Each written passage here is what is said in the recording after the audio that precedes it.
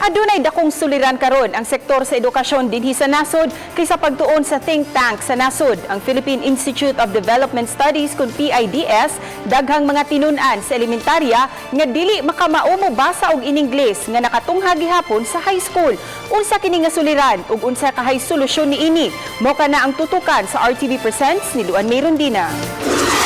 Once upon a time in the Philippines. Once upon a time. Again, upon. Upon Once upon a time in the Philippines, there was an old woman with strange magical qualities. the local villagers. Grade 7 na ang 12 anyos nga si Carl, di tinuod nga pangan, apan putol-putol pa ang iyang binasahan sa English. Gani bisa ng ubang mga simple English terms nga masabtan na unta sa usa ka grade 4 o grade 5 student, dili pa niya masabtan. Usa ka repeater kun balik grade 7 si Carl. Putol na ubasa, ma'am. Hindi ko kalito ko ban. Giangko ni Carl nga kanunay siyang absent sa klase ug kun ugaling makaeskwela, mukating classes pa. Si Carl misalamin lang sa pipila ka mga tinun-an sa high school nga maglisod pa og basa. Matod sa principal sa Look National High School, Antoinette Espina Jusol, ang pagkat-unog basa ang ayang ibansay ng daan, samtang anaa pa sa grade 1 ang usa ka tinun-an. Elementary ni sila, na-found out ni sila ngayon, ani ilang reading ability. Pero, kuan man gud siya, more or less is, nahug siya nga, kanang, na mas, kuan ba, nakita nila nga okay ra siya, pero mo lagi na, ang challenge na mo is, pag-accept na mo na sa high school. So, kuan siya kanang challenging sa among part, to accept this kind of students, kay knowing that in the public school, there's so many.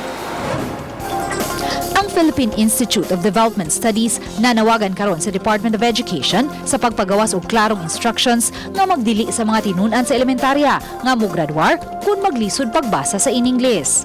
Subay niini ang mga principal sa high school muhimo og mga remedial classes aron matabangan ang mga tinun-an sama ni Carl.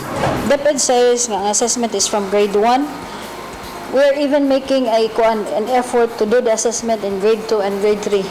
Which is DepEd did not also tell us, but out from our concern na we could follow up the child in his reading or her reading ability, we even extended it to make assessment for grade 2, grade 3.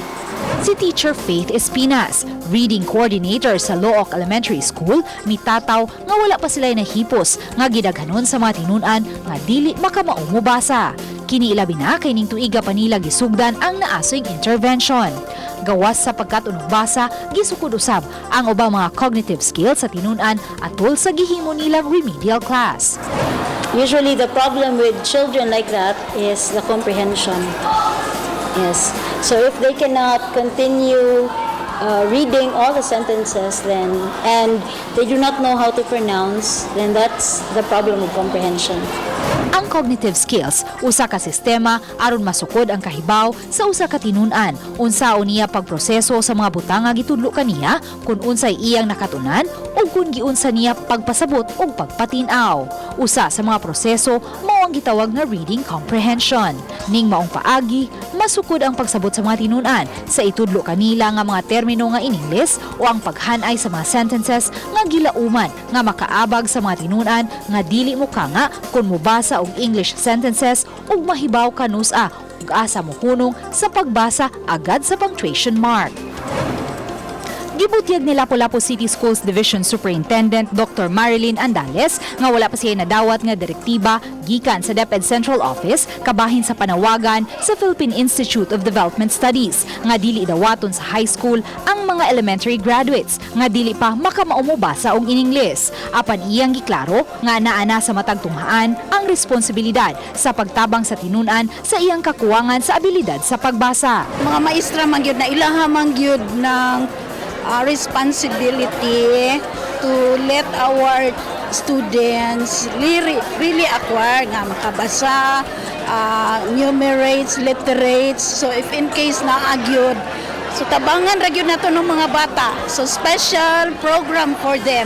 Aminado hinuon si Andales nga ang student-teacher ratio sa matag classroom ang usa sa hinungdan nga dili matutukan tagsa-tagsa ang matag tinun-an sa mga public schools kay mukapin sa 40 ka mga tinun-an ang matag klase. Bisan kung makonsiderar nga usa ka kuwangan sa usa ka tinun-an ang dili makamaong mobasa og iningles bisan kun siya mitungtong na sa high school. Apan dili usab siya angay ang balibaran nga siya makatungha sa high school tungod kay managlahi man ang abilidad ug talento sa matag tinun-an. Apan lagi kay ang pagsukod sa nakatunan sa usa ka tinun-an mauman ang motimon sa kalidad sa edukasyon nga nahatag ngadto kaniya, hayan angayan unta nga matutukan kini sa sektor sa edukasyon aron usab maabagan ang kakuwangan sa maong tinun-an. Uban ni Rinante Quiñones, ako si Luan Merondina ug kini ang akong short docu.